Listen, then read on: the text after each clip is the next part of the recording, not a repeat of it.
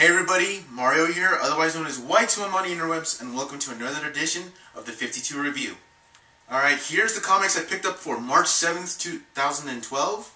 Let's get right to it with Red Lanterns, number 7. So Peter Milligan's still trying to find a way to proceed with some sort of plot in the Red Lantern series. He's kind of successful. I mean, at least we're getting a new issue, right? So basically we see the emergence of a brand new Red Lantern, a human Red Lantern. And meanwhile, Guy Gardner, sure, why not, decides, hey, he better go and help this guy out or bring him in or whatever. It's kind of a non sequitur. I mean, it just happened and then it just quickly ended. Meanwhile, we don't know what the hell happened to Atrocitus since the last issue, or Krona's body for that matter. All we know is that Atrocitus went looking for Krona and he gets a bit of an answer, although we really don't know what happened in between point A and point B. Still though, something happened that kind of threw me for a loop, but I'm not really emotionally connected like other series that I just really, it didn't leave enough of an impact like they were expecting it to. Meanwhile, Bleez is beating up former Sinestro Corps members for some reason, and that's pretty much the issue. Basically, a lot of stuff happened and we went nowhere. It's like Milligan was trying to take the series into 20 different directions, and he went to none. Ed Benes' art is nice to look at. The thing is, though, unless they find an actual direction to take the series, it's just not going to go anywhere, and it probably will get dropped by a lot of people. Come on, Milligan, you need to step up here. You need to step up. Next up is Justice League International, number 7. Alright, I know how this series is. It's whimsical and lighthearted, and despite how last issue ended, I'm pretty sure they pulled a Deus Ex Machina or some sort of barrier or whatever, and they all got out in time. And oh wait, no, I read the issue. It totally did not happen that way. Holy crap! Whoa! I talk about a change in direction. Dan Jurgens just literally shocked the hell out of me in just how serious this series got all of a sudden. In fact, you might even say that JLI is undergoing a case of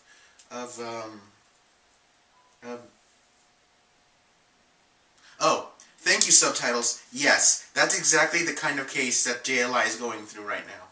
I'm flabbergasted. I am literally shocked, but I am amazed that Jurgens decided to take it into this direction. Because we know, I really thought this series was going to be formulaic. I mean, it was a good read, but it was nothing new. You know, there was going to be clashes between Guy Gardner and freaking Booster Gold, and then the other members would be like saying their little inputs and probably being stereotypical from whatever country they're from. And it would be whimsical, lighthearted. The villains would be like, har har har, I'll get you guys, and you know, they would bop each other, and then the villain would be like, curses, spoiled again, and that's pretty much what I expected JLI to be. Then this happened. And I just can't believe the stuff that happened. The fact that not everyone survived, the fact that seriously people died, and including characters that I really didn't expect or didn't want to die, died. And I think the series is all the more better for it. Because now we get to see Batman's stoic reaction. We get to see the reaction of those that are still around. And Guy Gardner, sure, he's acting like his usual Gardner self, but you can feel that that's the emotion that he would react. And as for Booster Gold, I mean, he stepped up as a leader, and now he's got even more of a responsibility to step up. And I think that Dan Jurgens handled Booster Gold beautifully in this issue. I think this series can actually be amazing. I really can, and I'm definitely now really immersed into it. Now, we started to get a few hints of a larger conspiracy against the JLI in the last 2 issues, and we're getting hints, a little more tastes of it here. We pretty much know at least 1, maybe 2 people behind this. We'll find out more as the answers continue, and considering what happened in this issue, I really desperately want to know who is behind it and why, just as much as Booster Gold and the rest of the surviving JLI members are. It, wow. Wow. Next up is Detective Comics, number 7. I'm really starting to not care about this series. I'm really not. Things happened. I mean, I'll give Tony Daniel credit for, sticking to the same plot and not jumping to another plot without resolving the other story arc. Still pretty mad at that, by the way. But the thing is that all these new characters that I really don't care about, he really doesn't do a good job of making me care about them. There hardly is any detective-ing going on in Detective Comics. I mean, there's a plot, but again, it just is not making me care. This whole issue and really this whole story arc is really just a big bag of meh for me. I mean, the artwork is pretty good, but, art alone does not a good comic make. There has to be not only a plot, but something we can care about or we can get immersed in. Same thing goes with the characters, and I haven't seen either in this latest story arc in Detective Comics. It's really disappointing that this series went on to such a strong start and is now whimpering. But I think I'm still not over the fact that we just completely just threw away the Dollmaker story arc. That was actually great. I wanted to see more of that. Why can't we see more of that? Why do we have to deal with the Penguin, whom, by the way, they're making out to be the big bad, even though he hasn't really said anything other than 2 lines. And speaking of which, every other line he has to say, wah, wah. Like, isn't this Penguin supposed to be like one we take seriously? Like, he's supposed to be like a very dark, criminal mastermind, not freaking Burgess Meredith's 1960s Batman Penguin? Why the hell is he saying wah wah for? Come on. All in all, no, I was not satisfied with this issue, and now it's on my watch list. And finally, no surprise here, my pick for this edition of the 52 Review, Action Comics number 7. Alright, so for those of you that were complaining about Morrison steering away from the story arc, we're back on track in this issue, so you can stop. And here we see a lot of things go down. First, we get to get a glimpse of who the Collector of Worlds is. I'm not going to tell you which is which. We get to find out a lot of things about Superman, such as the fact that he really didn't know where he came from up until this issue. He had suspected that he's an outsider, but his suspicions are finally confirmed. Also, we get to find out the final fate of Krypton. I mean, I know we got an issue devoted to that, but here is basically the end result of that issue, so to speak. And Superman is given a very hard choice. Also, for those of you that have gotten used to and actually rather enjoy the t-shirt wearing, blue jeans wearing Superman, we might be reaching the end of the line for that. We also get to find out the genesis of Superman's suit, uniform, the one that we see in the Superman comic series. It all goes down here.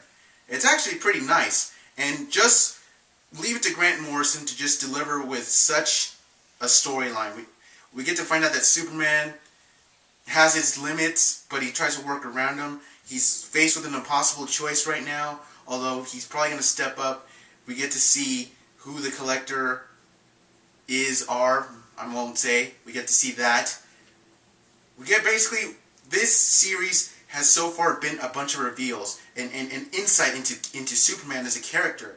In fact, the fact that we're getting to the core of what makes Superman tick, why he does what he does, why he has the morals that he does, it's very Jeff Johnsian of him. Yes, that's it.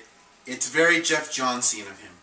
This truly is one of my favorite comic series. I love it so. I know some people have problems with the whole issue 5 and 6 where they strayed from the story. I didn't, however. I really thought it added insight to Superman's character. Also the backups, which unlike other backups are very much relevant to the main story arc. Especially with John Henry Irons, aka Steel. Yeah, I like his backups. I really can't wait to see how this will all end. Obviously, what happens here will explain and give us more insight as to why Superman is the way he is in the other series. Speaking of which, notice the cover. I don't know if you can see that, but notice you see some nanites. nano spiders walking about. Now, if you read the latest issue of Superman, which should have been Superman number 6, we saw the resolution of that story arc in which there are, nanites involved. So basically, this connects to that, sort of. This is what we call foreshadowing, or maybe tie-in. One of the two. They work. Both work. If you're not reading this, what the hell's wrong with you? This is one of the best series that DC has going on right now. Definitely worth investing in. And, wow. That's all I have to say. Wow. Alright guys, that about does it for now. As always, leave your comments, questions, whatever down below. I read them and I will always get back to them. One more thing. Next week's going to be pretty interesting. I will continue to do the 52 review, but it will not be from the comforts of my own home. I will be going to Wondercon, which is located in Anaheim, California this year. And I only live about 2.5 hours away, so that's great. Me and a bunch of my friends are going to go down there, have fun, nerd out. And through my Twitter, my page, and of course any videos that I can manage to squeeze out of that weekend, I will post immediately. One of them for sure will be the 52 review, which I will do review over at the con. Also expect maybe a friend or two to show up. Maybe I might bust out with an additional review vlog of some kind for the. Keep an eye out, especially for those of you true believers. Might have something special for you too. I'm excited. I don't know exactly how I'm going to do this quite yet, but just like I said, just check my page, my Twitter, and of course I will try to bust out as much news as I can on my videos. So I'm excited. This is the first time I'm able to do something like this, so I really want to try to do as good of a job as possible. So I'm going to try my best to bust out with any announcements, news, or whatever on any of my media things that I have set for myself. Alright guys, that's it. I can't wait for next week. See you guys at Wondercon. If you guys are going there, I hope to see you there. I will definitely be around, either up in the panels, upstairs in the panels, or around the exhibit hall. If you can find me, hey, say what up. Alright guys, now for sure I'm done. I'm just really hyped. Live Nerdcore, Y2M out.